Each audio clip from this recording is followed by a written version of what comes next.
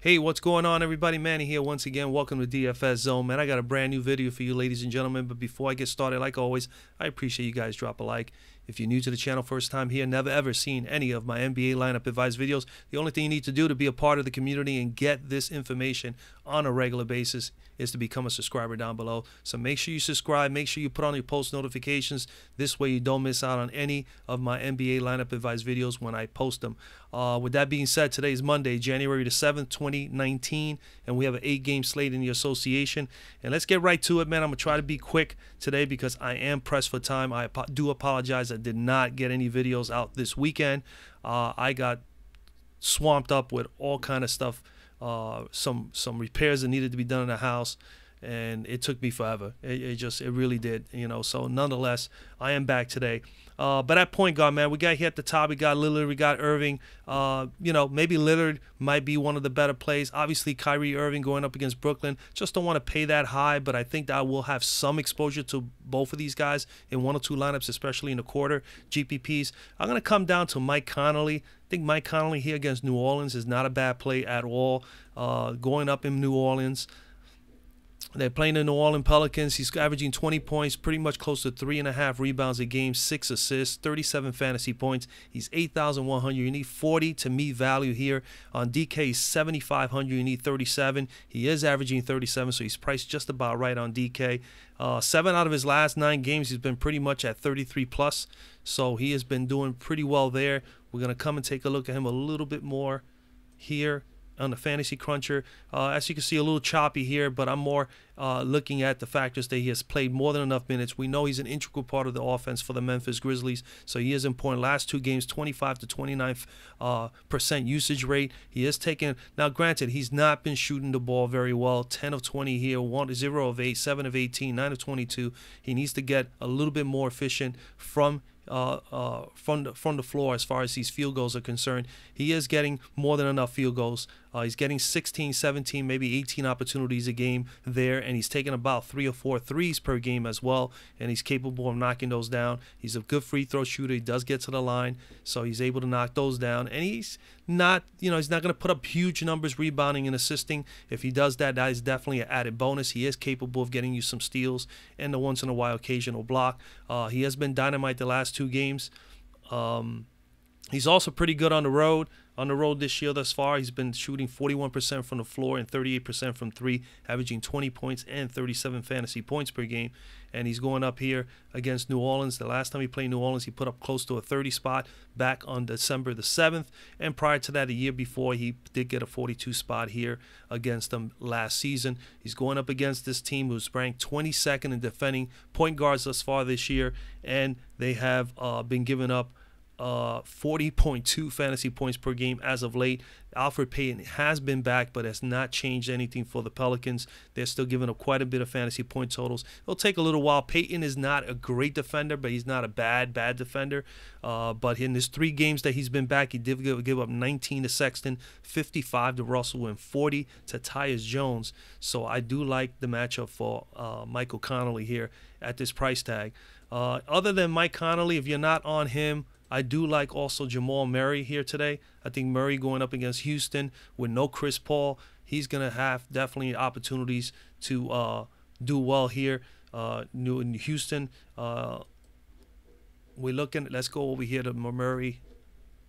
Just quickly, let's look at Murray over here. Houston 17th defending point guards, and they have been allowing, as of late, 39.3 fantasy points per game, which is quite a bit, and that's all due to the fact that there's no Chris Paul. The last time he played against this team, Houston, he only put up a 23, but I looked back at this, and this was a game that Chris Paul definitely defended against him. So Chris Paul defended him the first time around. Chris Paul defense is important for Houston, but when he's not on the court, obviously it was a bump for Harden, is a bump for Capella as far as offensively. But a guy like Jamal Murray, he can possibly really have a big game here against Houston in this matchup. So I definitely think Murray is someone to consider. I mean, he's averaging nearly 34 fantasy points per game. 3 out of his last 5 games, he has had 41 or better. So, and he's also capable of getting you 50 or more.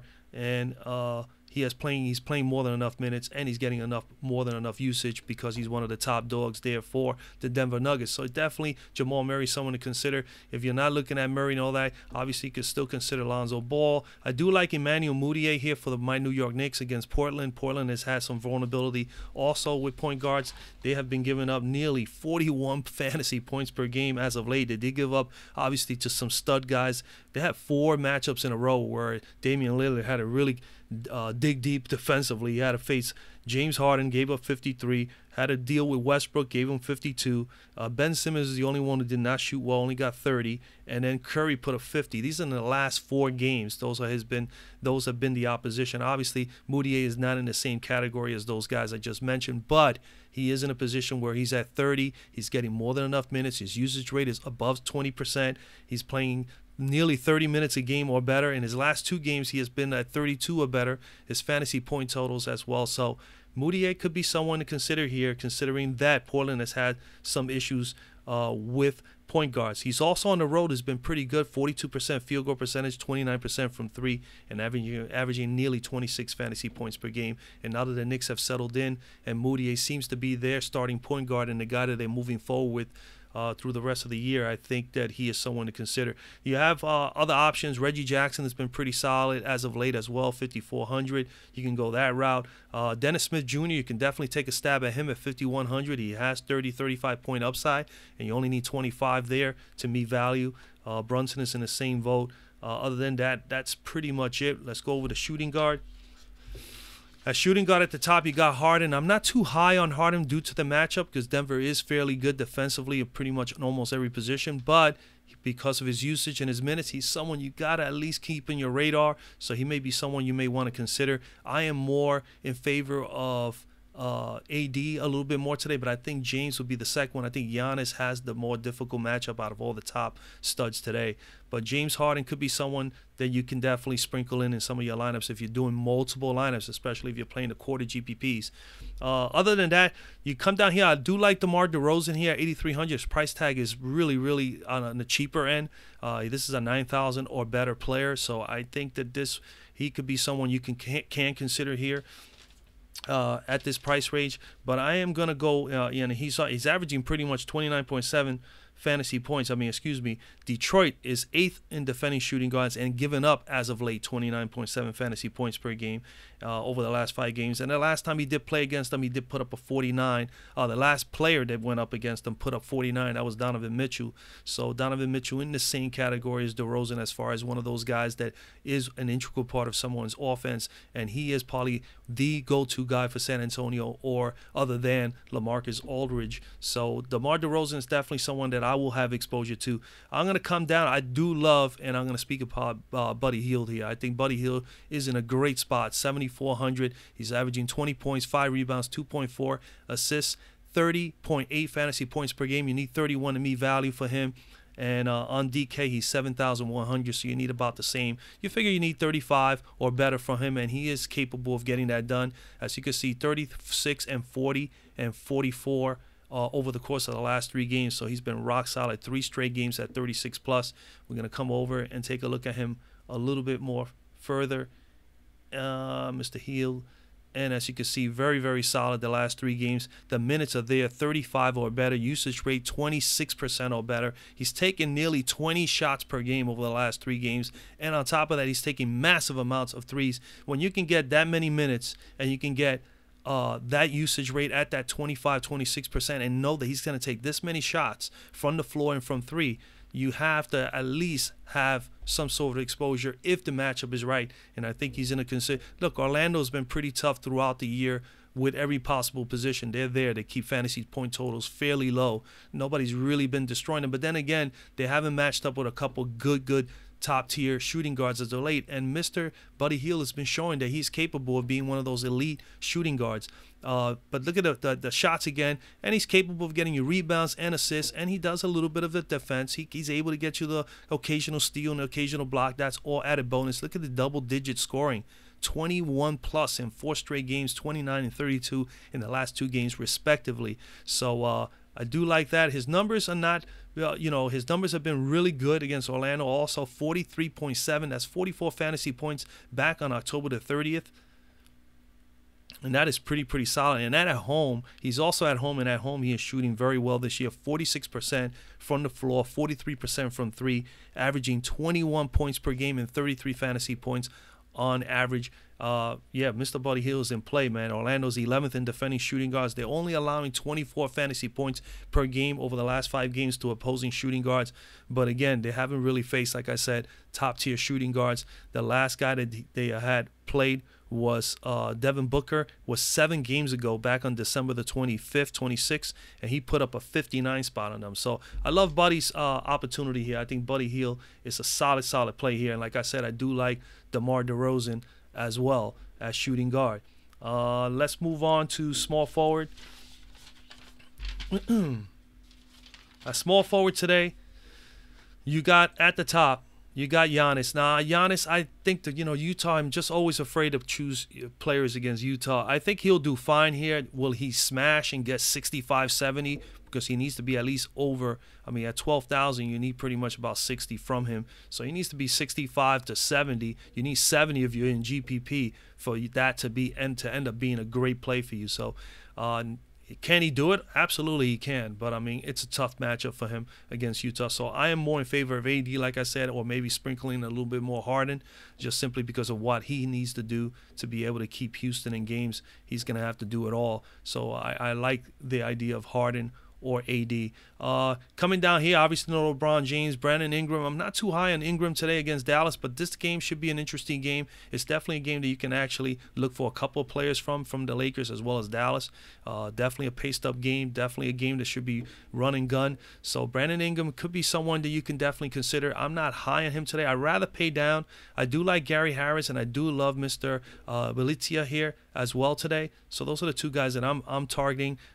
Gary Harris, he's back. He's already played 3 games. His minutes are starting to move on up a little bit. 16 points, 3 rebounds, 3 assists. He's going to have a pretty much balanced stat sheet as soon as he gets a couple games under his belt. 27 fantasy points per game. He's at 6,200. You need 31 to meet value, and he has 5,000 on DK on the nose. You need 25. He's a great price on DK. He has played 25 plus minutes or in the last 2 games, and of course he put up a 34 spot, nearly 35, pretty much 35 in his last outing here.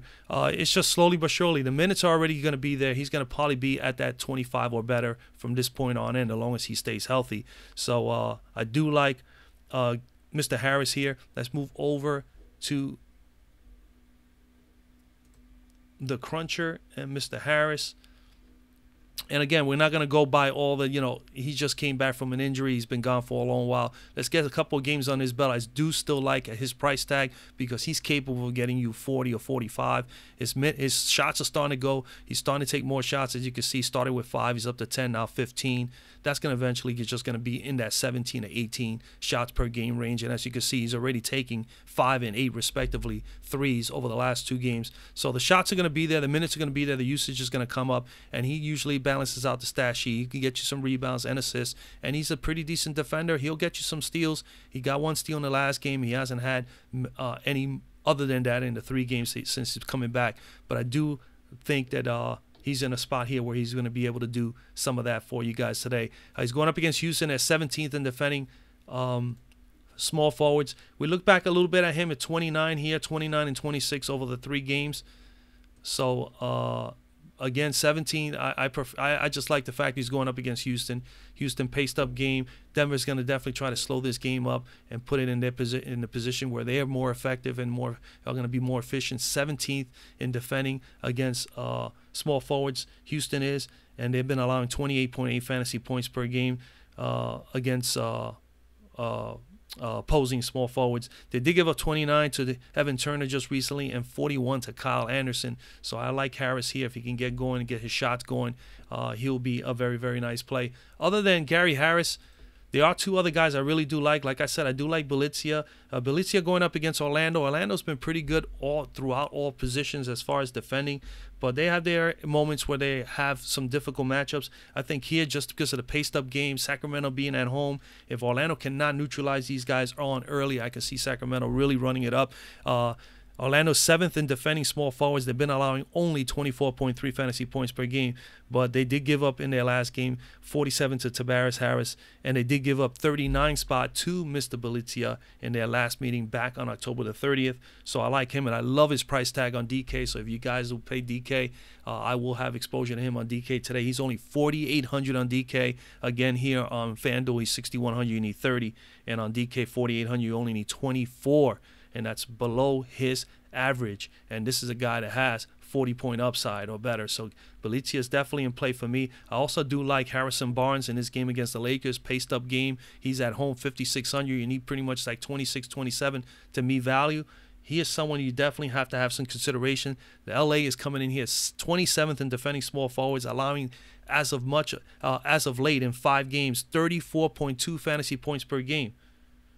Against opposing small forwards, and he already did put up a 43 spot versus LA earlier this year. And recently they gave up 56 to Paul George and 38 to Andrew Wiggins. So Mr. Barnes, who's pretty consistent, he's usually in that 28 to 30, 32 fantasy point totals. He can be someone that you can get and can definitely have one of those high 30 or 40 point upside games. So Harrison Barnes in play for me too as well. Other than that, I mean, you got guys like Daniel House is getting minutes. Joe Harris is always someone to look out for. Mr. Crowder here at 4,400 has done well as well. I do like all the way at the bottom here, Lance Stevenson definitely should be a nice person to keep there in mind for in play today. 4,200, you only need 21 from him, and he has played well in his last couple of games. He's been getting nearly or pretty much 1 fantasy point per minute, 27 here and 27, 29 and 27, and 21 and 17. So 3 straight games over 21 minutes, and he's starting to get himself going. And if they feed him the ball and he gets hot, he can definitely put up a bunch of points real fast. Another guy that I'm having my radar is Evan Turner. Has played well as of late too. 3,900, you need pretty much 19 from him. And he's averaging 20, and he's been at 23 and 29 over the last 2 games with over 23 minutes, respectively, 23 and 30, respectively, in the 2 games. So Evan Turner is in play as well. All right, let's go to power forward. At power forward, I definitely love Anthony Davis. I will have exposure to Anthony Davis. I think he's the best guy here. You got 60-point upside from him. He's 5 out of his last 7 games. He's been pretty much at 60 or better. We come over to the cruncher real quick, and I mean, what can we say, man? This guy 80-point upside.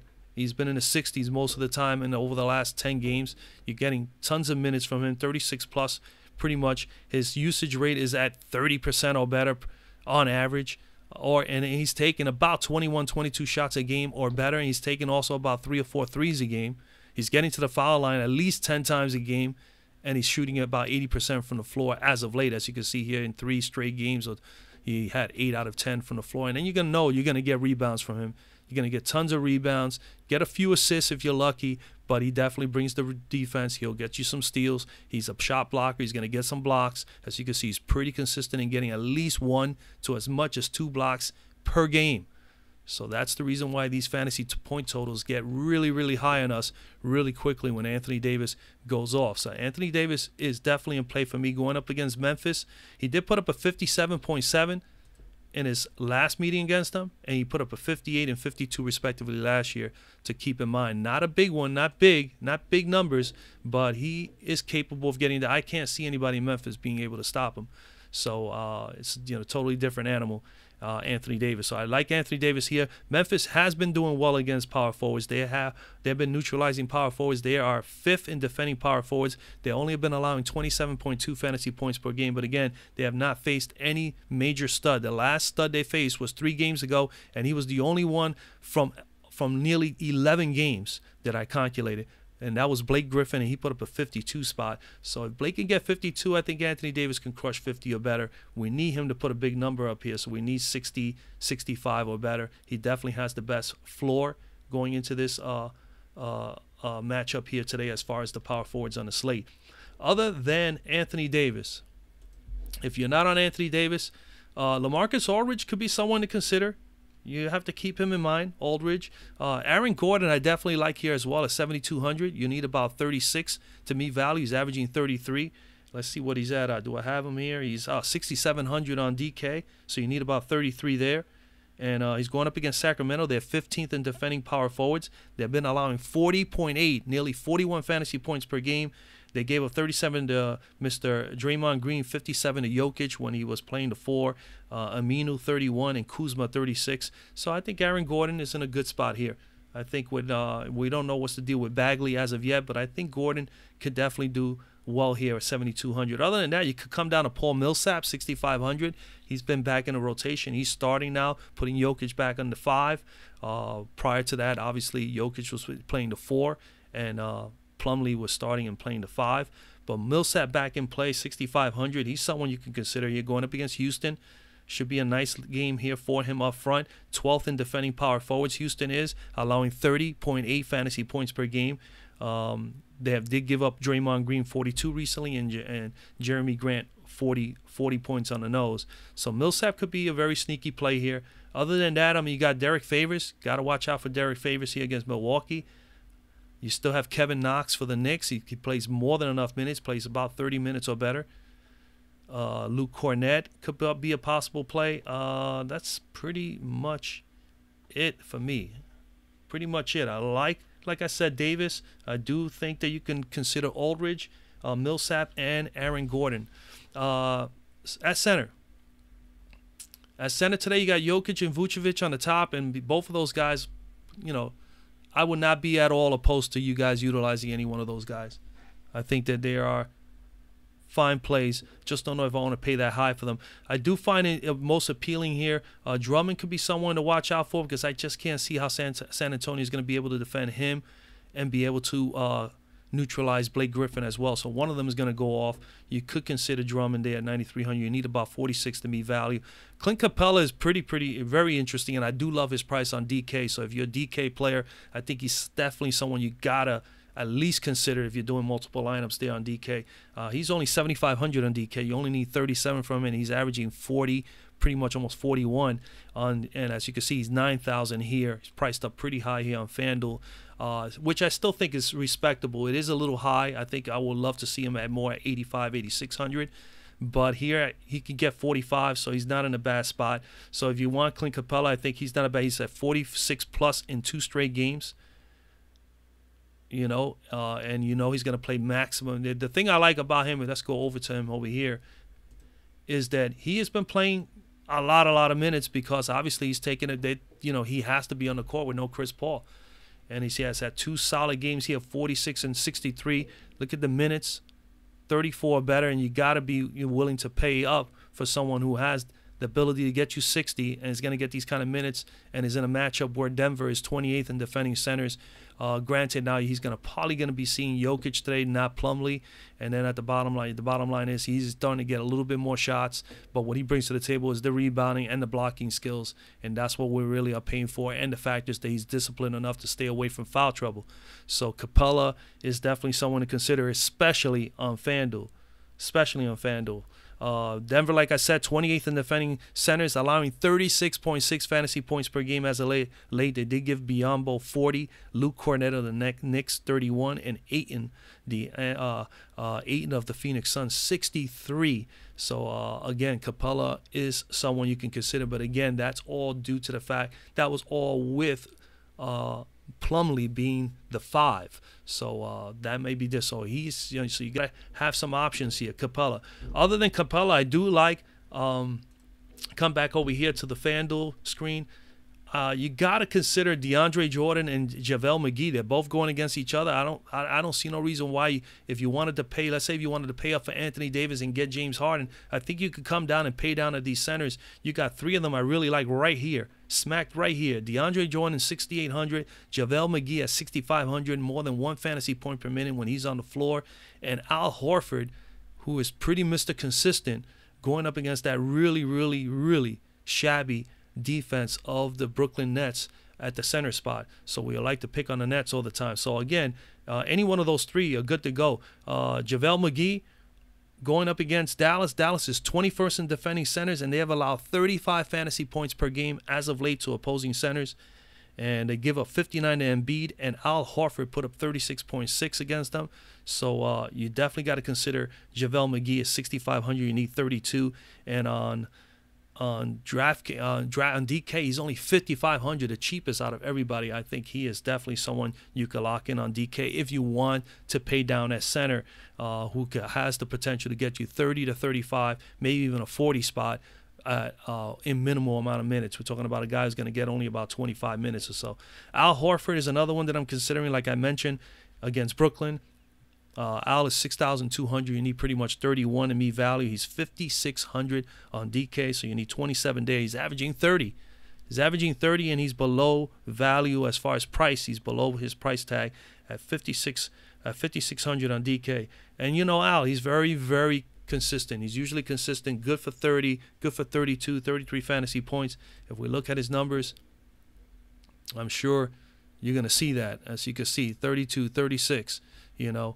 I think when you all narrow it down, as you can see, he's averaging 30. He is good for 30 to 32, 33. But against Brooklyn, man, you got to consider him against Brooklyn. Brooklyn is dead last in defending centers and allowing 38 fantasy points per game to opposing centers as of late. They did give up 36 to Gasol, 36 to Randall, and 47 to Cody Zeller over the last few games. So I definitely do like Mr. Al Horford here as well. He gets more than he gets his minutes at 25. Like I said, look at that. He gets 25 minutes, still put up 36 fantasy points. You cannot go wrong with that. Against Brooklyn, he's been at 35, 32, 37, 38, 39, 32 over the last year and a half, 2 years. So he's been steady for 32 to 38 against the Brooklyn Nets, and he has a chance today, even with Brooklyn's injuries as well, that he could possibly get more than 30, 35 today. So definitely someone to consider. That's pretty much it, folks. Those are the guys I'm considering. Again, DeAndre Jordan is in play as well. Going up against LA, you got to consider DeAndre Jordan as well. All right, so that's where I'm at. I hope you guys liked the video, man. Please drop a like. If you're new to the channel, hey, make sure you subscribe so this way you can get this content on a regular basis. And other than that, man, I wish you guys a lot of luck. Make some money tonight, and I'll see you guys for tomorrow's slate.